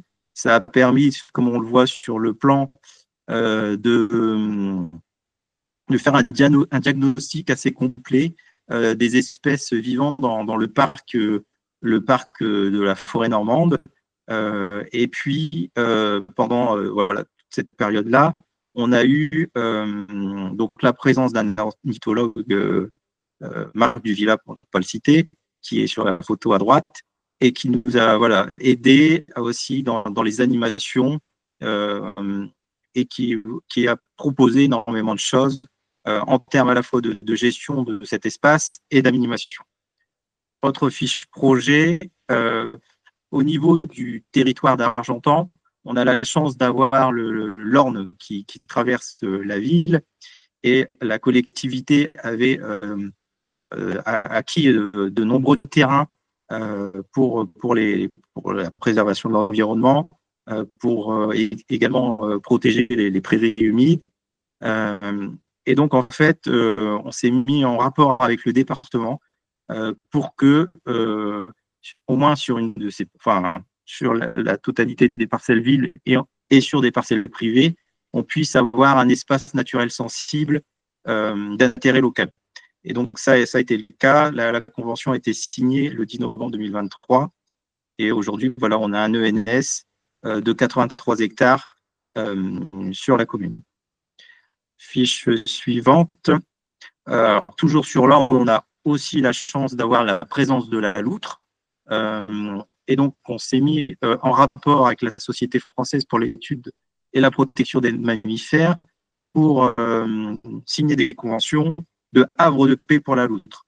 Donc, le correspondant était au CPIE des collines normandes et ça nous a permis donc d'identifier 3 espaces sur la commune où la commune s'engage à ne pas dresser de clôture, où la commune s'engage également à ne pas mettre de désherbant et à limiter l'intervention humaine au strict minimum. Donc sur ces havres de paix, en fait, il n'y a pas d'investissement à prévoir, hein, c'est toujours ça d'intéressant.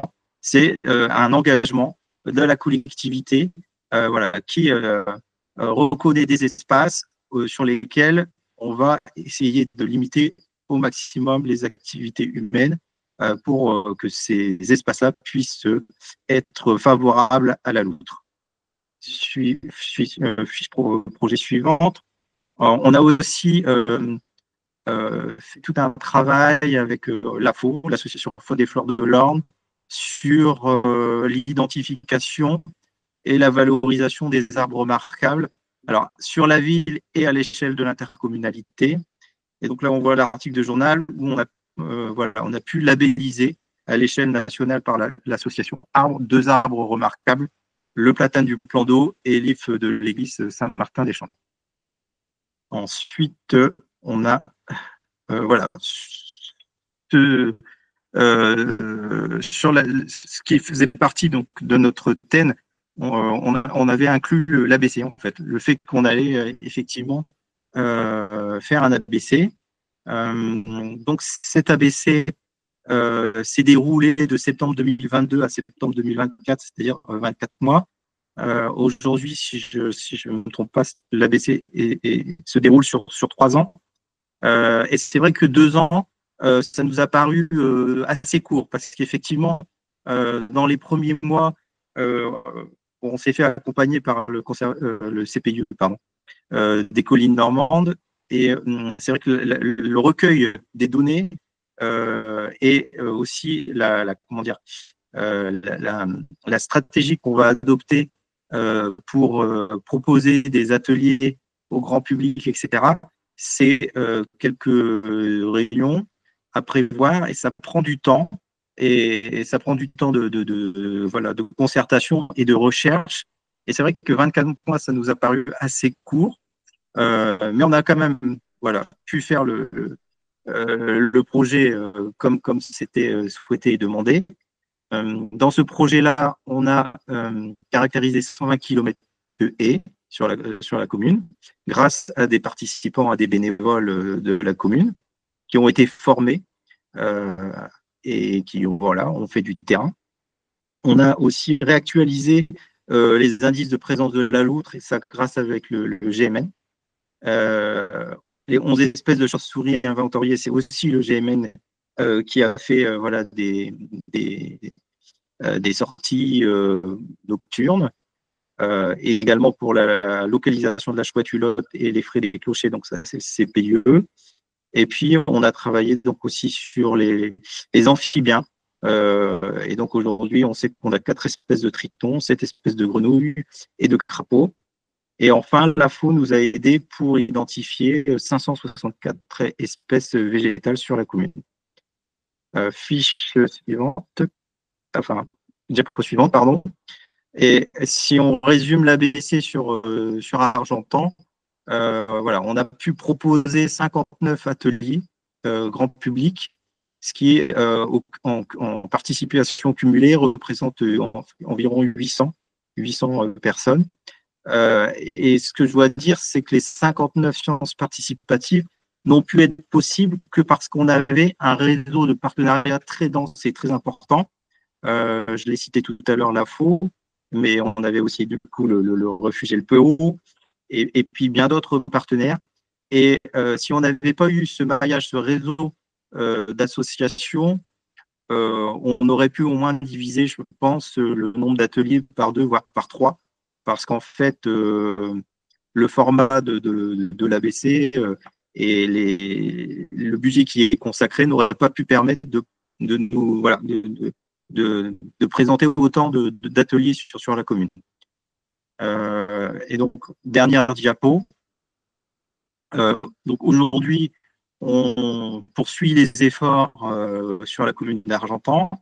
Il y a eu donc un plan d'action qui a été écrit pendant l'ABC, ce qui nous a permis aussi de répondre à des sollicitations du grand public. Et donc là, par exemple, dès l'année prochaine, avec le groupe Mammalogique Normand, on va travailler sur des passages pour les hérissons en centre-ville.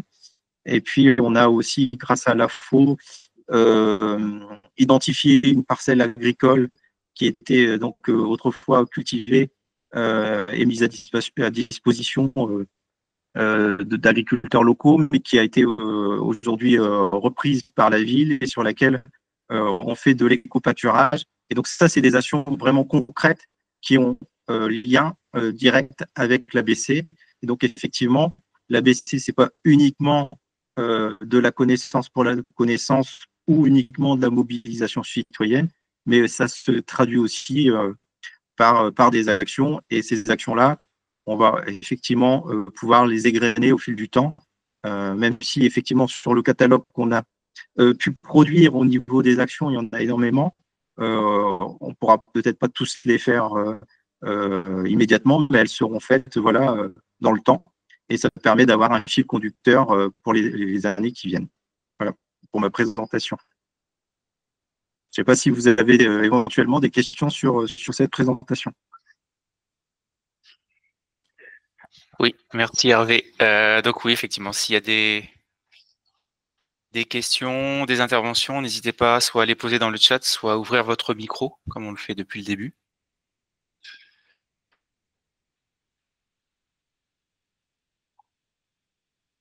Pas de réaction. C'est que tout était très clair. Moi, j'avais peut-être une question sur les séances participatives que vous avez mis en place. Elles ont pris quelle forme? Il y avait différents centres d'intérêt en fonction avec les associations qui ont participé. Il y avait aussi des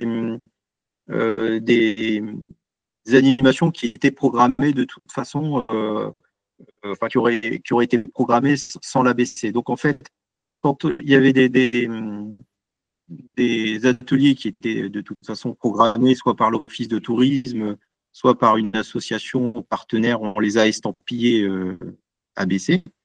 Mais on a aussi écouté le grand public au travers de, en fait, la première fois où on a lancé l'ABC, on l'a fait via un film qui a été diffusé à la médiathèque, et ça a permis donc de rencontrer les bénévoles, les volontaires, ceux qui étaient intéressés par le projet. Et c'est là où on a en fait pu échanger avec eux et puis du coup s'adapter en fonction des demandes du grand public, des intérêts, etc. Et sous quelle forme? Alors du coup, il y avait des ateliers qui étaient, par exemple, sur l'ornithologie, le grand comptage des oiseaux du jardin. Ça, c'est un classique qui se fait fin janvier. Donc là, on a eu effectivement une forte fréquentation parce que du coup, on a profité de la médiatisation de l'ABC pour avoir plus de monde. Mais il y avait aussi des sorties nocturnes, par exemple chasse aux papillons. Et puis, on avait aussi gardé les adresses e-mail des volontaires, des bénévoles, pour leur envoyer donc les dates et puis le passage des spécialistes pour les inventaires, par exemple reptiles, amphibiens, etc., pour ceux qui étaient intéressés, pouvaient donc venir accompagner les spécialistes. Il n'y avait pas forcément besoin pour les habitants volontaires d'avoir des connaissances quelconques. L'idée, c'était de leur faire partager le travail du naturaliste. Et puis, bon, s'ils avaient des compétences, effectivement, ils pouvaient nous faire remonter des informations. Je parle des habitants.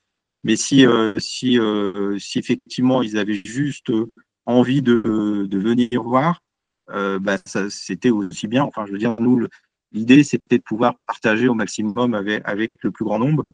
Et voilà, donc la forme, c'était ça, c'était qu'on avait un calendrier qui était disponible à la fois sur le site Internet. On faisait des rappels réguliers sur Facebook, Intramuros, etc. Et parfois des communications dans le journal pour qu'il y ait le maximum de grand public qui puisse venir accompagner, j'allais dire, les naturalistes pour enrichir notre base de données. Très bien, merci. Éventuellement une dernière question avant qu'on enchaîne, parce qu'on a pris un petit peu de retard. Pas de questions. Bah, écoutez, merci Hervé. Je vous propose qu'on enchaîne avec le retour d'expérience suivant, donc de la ville de Maloney, avec Mathis Huchet. Merci Hervé. Bonjour Mathis. Bonjour, est-ce que vous m'entendez? On t'entend très bien. Tu peux Super. diffuser ta présentation.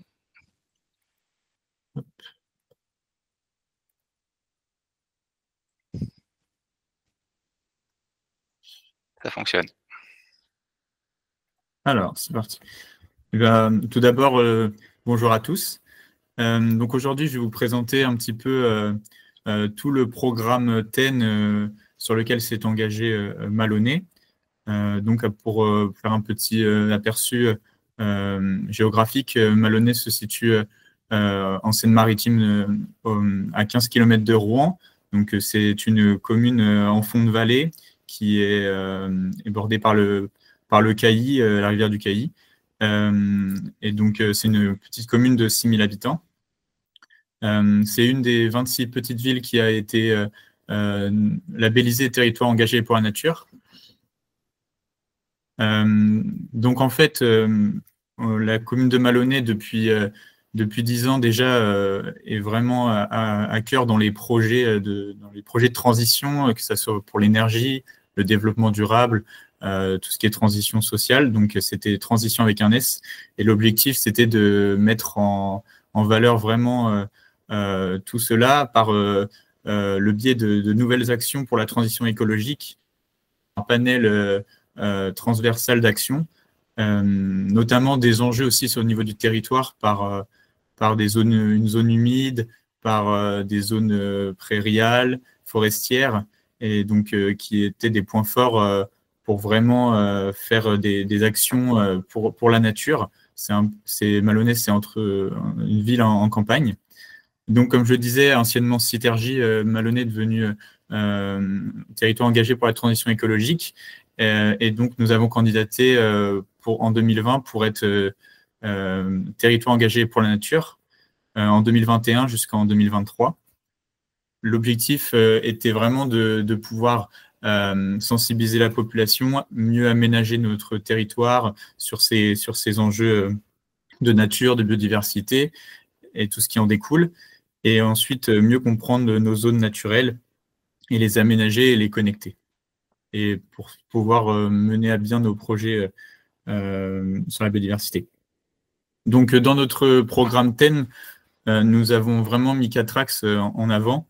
Donc, mieux connaître le territoire et son patrimoine, gérer et préserver les espaces naturels, pouvoir aussi les aménager. Et enfin, un volet qu'il ne faut pas négliger, sensibiliser le public, mais pas que, tous les acteurs du territoire, les associations, les entreprises, les habitants et tout ça. Donc, je vais répertorier quelques actions que nous voulions mettre en avant dans ce programme TEN, par exemple, renaturer l'espace urbain et mettre en avant la végétalisation. Par exemple, végétaliser notre cimetière, les abribus, et désimperméabiliser les places de stationnement. Donc l'objectif, c'est vraiment de mettre en avant tout ce territoire pour limiter l'artificialisation et pour les enjeux que ça englobe vis-à-vis des stockages du carbone. Ensuite, une autre action qu'on voulait mettre en projet, c'est des travaux de restauration de la continuité écologique. Nous avions un vieux moulin qui n'avait plus son utilité. Et avec plusieurs inventaires piscicoles, nous avons remarqué que ça perturbait les populations des anguilles, des salmonidés. Et donc, l'objectif, avec un financement avec l'Agence de l'eau et le SBVCAR, nous avons réalisé ces travaux d'envergure qui ont permis de retirer l'ouvrage et permettre de restaurer la continuité écologique.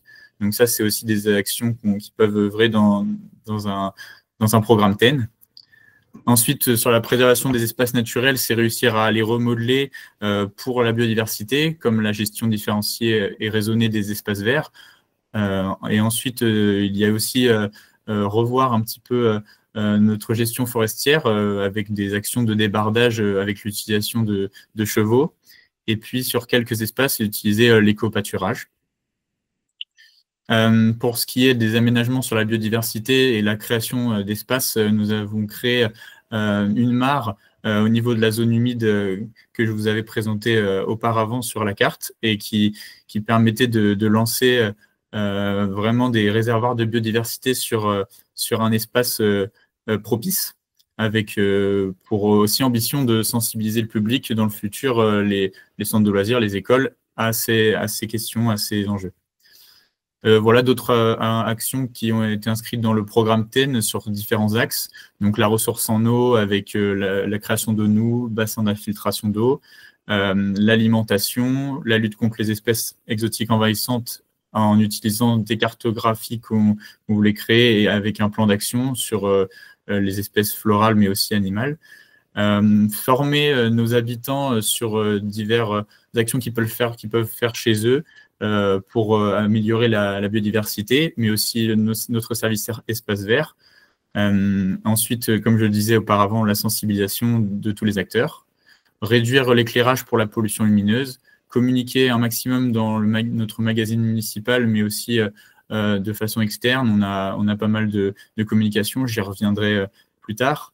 L'accueil de stagiaires réguliers qui peuvent nous aider sur des actions pertinentes sur la biodiversité, et inscrire aussi dans tous nos plans d'urbanisme des essences locales, par exemple, limiter l'étalement urbain. Et puis enfin, installer des jardins, par exemple, potagers, et partager dans tout le territoire avec les écoles ou autour des jardins des parcs, autour des parcs. Et ensuite, l'action phare de notre plan TEN, c'était notre atlas de la biodiversité communale. Donc, nous avons vraiment voulu connaître notre territoire, avoir une carte d'identité. C'était vraiment fondamental pour vraiment avoir un plan d'action et amener les politiques publiques vers la biodiversité.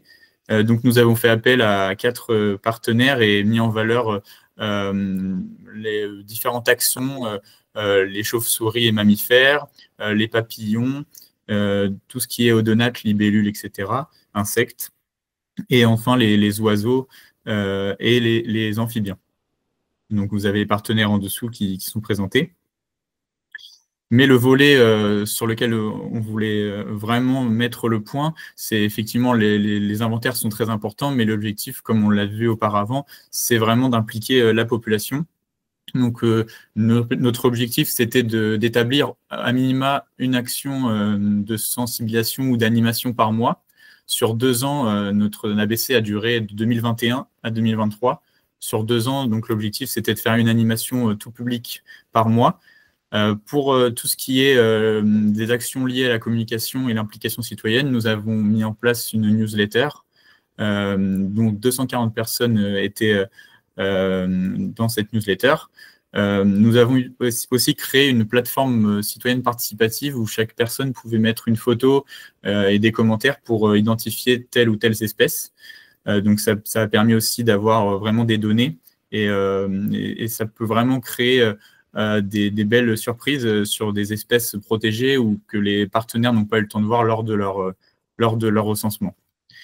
Nous avons mis en place donc des avis de recherche pour aussi aiguiller les habitants et tous les acteurs pour trouver diverses espèces pendant la bonne période. Et nous avons mis en place aussi des sciences participatives, donc je disais l'avis de recherche, mais aussi amener les habitants à aller vers des applications de sensibilisation, notamment Mamroot ou pour identifier certaines plantes protégées, par exemple. Nous avons aussi un centre de loisirs qui est vraiment très proche de toutes ces animations, de toute l'écologie, donc vraiment aller vers le jeune public. Donc, c'était aussi quelque chose qu'on voulait mettre en avant. Et enfin, suite à cet ABC, nous avons créé un livre où on voulait vraiment une approche que tout le monde puisse avoir accès en fait, à ces données, au plan d'action suite à la réalisation de notre ABC, afin de pouvoir comprendre tout ce qui s'est passé pendant ces 2 ans, avoir un aperçu et pouvoir chez eux faire des choses pour la biodiversité et pouvoir agir directement. Donc nous l'avons sous format papier et ça fait quelque chose de matériel et donc ce petit livre a permis de vraiment mettre en bilan tout ça. Et donc suite à la réalisation de notre ABC, là vous pouvez voir que ça nous a en fait on nous a rendu compte que plusieurs actions étaient vraiment nécessaires et que nous avions besoin de renouveler notre label, notre programme TEN, avec tous les rapports des prestataires et ensuite pour avoir différentes actions et englober plus d'actions sur la biodiversité. Donc, c'est pour ça que nous avons candidaté à un autre plan TEN de 2024 à 2026 qui regroupait d'autres actions et qui permettait vraiment d'avoir un aperçu global et c'était plus concret pour la biodiversité et on savait vers quel chemin on allait. Donc là, vous avez tout le cheminement qui a permis du coup d'établir maintenant notre territoire, notre plan TEN de 2024 à 2026 à 70 actions et qui prend compte des actions plus précises aussi dues au rapport de l'ABC. Donc c'est vraiment quelque chose qui a bien fonctionné. Donc là, je vais vous présenter 2 actions qui ont été faites récemment après l'ABC dans notre nouveau programme TEN de 2024. Donc, par exemple, pour mieux communiquer dans tout le territoire, avec un marquage urbain par la mise en place de panneaux pédagogiques liés à la biodiversité. Je vous disais un peu avant, au début de la présentation, que nous mettions en place la gestion différenciée dans nos espaces verts communaux. Donc, bien mettre en évidence des panneaux de nos différents espaces et leur mode de gestion. Ensuite, la valorisation des arbres morts qu'on laisse sur site et qui sont comme des véritables cathédrales de la biodiversité, habitat pour de nombreux insectes, donc avec aussi des panneaux.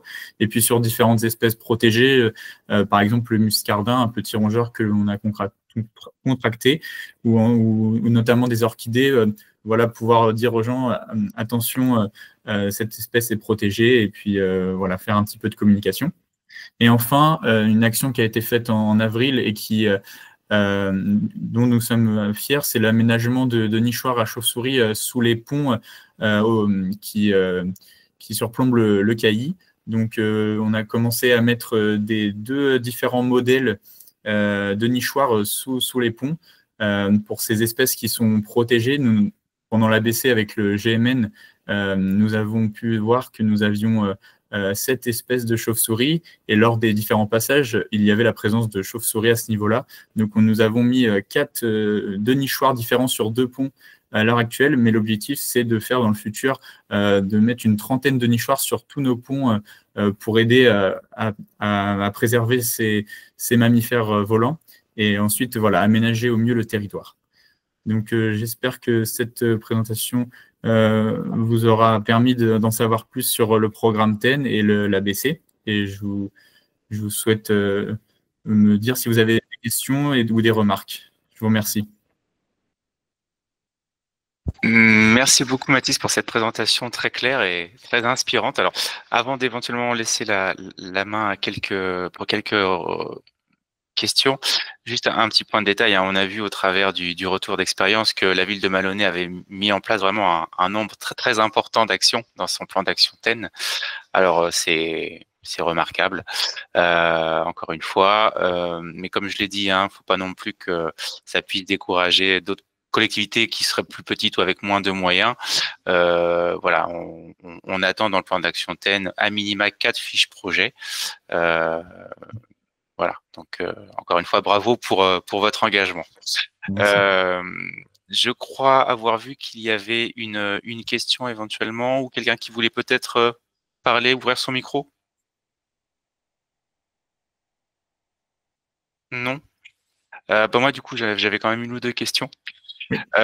Sur... voilà, Madame Giraud, je vous donne la parole et je poserai ma question après. Allez-y. Merci et bravo. Ces deux exemples sont vraiment édifiants sur tout ce qu'on peut faire de génial sur les projets biodiversité. J'avais une question sur les investissements que tous ces projets ont demandé, les investissements financiers. Donc, vous avez travaillé sur beaucoup de projets. Est-ce que ces projets ont demandé beaucoup d'investissements financiers ou finalement vous avez réussi à monter un certain nombre de projets avec assez peu de moyens? Je peux me permettre de répondre. Je vais parler un petit peu du coup de moi, ma présence ici. J'ai oublié de le préciser, mais j'ai coordonné l'ABC. Donc la commune d'Maloney a engagé en alternance un étudiant pour pouvoir coordonner ce projet. Mais ensuite, avec l'aide de nos différents services, on a vraiment, par exemple, pour le projet d'animation, de sensibilisation, on a vraiment essayé de faire beaucoup de choses par nous-mêmes. Ensuite, effectivement, tout ce qui est lié aux inventaires, nous avions le financement de l'OFB qui nous ont permis d'avoir ce bagage de recensement, mais pour tout ce qui est animation, etc., c'était des choses qui étaient faites en interne, et s'il y avait besoin de plus d'agréments, voilà, il fallait faire en considération, mais voilà, c'est ce que je pouvais signifier. Merci. Et monsieur Lelièvre, vous avez comment ça s'est passé chez vous? En fait, nous, on a profité de la dynamique de la stratégie biodiversité sur Argentan, donc pour proposer un maximum de choses dans le cadre du TEN et de l'ABC, parce qu'en fait, la ville d'Argentan, les élus étaient très volontaristes sur cette question-là, et donc ils avaient effectivement prévu de toute façon un budget pour la mission biodiversité, un budget annuel. Et donc, en fait, on a voilà, les partenariats avec les conventions où il y a effectivement des aides pour les associations. Ça, c'est effectivement des dépenses pour la collectivité. Alors, comme sur Maloney, on a aussi profité donc de l'aide de l'OFB pour effectivement rémunérer, par exemple, le CPE, le GMN, parce qu'effectivement, le CPE nous a accompagnés pendant les 2 ans. Le GMN est venu faire de nombreux inventaires. Donc, effectivement, donc là, on a profité de cette aide-là, de l'OFB. Donc, voilà, c'est un tout entre ce que nous, on avait déjà prévu de toute façon au préalable pour la stratégie biodiversité et puis plus ce que nous a proposé l'OFB. Et on a aussi voilà, du mécénat grâce à Haute-Normandie qui nous a permis de financer l'opération sur les nichoirs, qui était aussi une opération assez coûteuse parce que il a fallu faire appel à différentes techniques d'usinage, de fabrication de pièces, avec des essais et puis différents matériaux. Enfin, on a eu aussi donc l'aide de menuiseries qui nous ont fourni du bois ou voilà, d'autres partenaires qui nous ont aidés, soit pour la fabrication des pièces, etc. Mais par exemple, sur le budget nichoir, les 55 nichoirs, il me semble que si on mettait tout bout à bout, on était à plus de 30 000 € quand même, parce qu'on était vraiment sur des nichoirs design complètement pensés et créés de toutes pièces. Donc dans les nichoirs, enfin, je ne l'ai pas précisé dans ma présentation, mais il y a des nichoirs en céramique, des nichoirs en béton de bois, d'autres en bois imputrescible. Donc en fait, effectivement, cette diversité de matériaux, de formes, etc. Et ce côté artistique a fait que le projet était assez cher, mais bon, on a eu la chance effectivement d'avoir le soutien de Normandie. Voilà, c'est en cumulant toutes ces choses-là que notre projet a été un succès et a bien fonctionné. D'une part, parce que la collectivité s'est engagée fortement dans le projet, d'autre part, parce qu'on a trouvé des partenaires, et puis grâce aussi avec l'OFB pour finaliser en fait toutes ces actions. Merci beaucoup. Merci. Y a-t-il d'autres questions pour Mathis sur le retour d'expérience qu'il nous a fait? Bon, en fait, ma question, allez-y, Madame Clément, allez-y. Pardon, excusez-moi. Sinon, posez votre question. Non, allez-y. Donc, Maloney avait des projets assez ambitieux, et si jamais, je ne veux pas vous porter malheur, mais si certaines ne sont pas réalisées, comment ça se passe quand on veut renouveler l'engagement TEN pour 3 ans? Moi, je veux bien apporter des éléments de réponse. On a évoqué tout à l'heure la question d'une collectivité qui aurait vraiment rien fait pendant ces 3 années. Donc là, effectivement, ça pourrait prêter à discussion dans le cadre de la recandidature. Au travers de TEN, ce qu'on cherche, c'est vraiment que les collectivités se mettent en marche, donc qu'elles impulsent vraiment une dynamique avec une volonté d'agir. Donc, on peut tout à fait envisager qu'à la fin, lorsqu'on fait le bilan des 3 années, que certaines actions n'aient pas pu être mises en place, soit parce qu'il y a eu un problème technique, financier, parce qu'une personne ressource est partie. Donc voilà, c'est des choses qui peuvent s'expliquer au moment de faire le bilan. Donc en soi, c'est pas il y a rien de rédhibitoire si quelques actions n'ont pas pu se mettre en place. Encore une fois, là, ce qui pourrait poser problème, comme je l'évoquais tout à l'heure, c'est la mise en évidence manifeste d'une collectivité qui a vraiment rien voulu mettre en place pendant ces 3 années. Très bien, merci. Du coup, j'avais une question pour toi, Mathis. Peut-être pour essayer d'apporter des éléments de réponse à Monsieur Lafitte tout à l'heure concernant l'articulation avec les actions qui peuvent être portées par la métropole de Rouen notamment. Est-ce qu'il y a des actions dans votre plan d'action TEN dans lesquelles justement la métropole est impliquée, dans lesquelles vous êtes en relation avec celle-ci, ou est-ce qu'il y a une majorité d'actions qui sont vraiment propres et portées par la commune de Maloney? La plupart des actions est portée par la ville. Après, on est beaucoup en relation avec eux.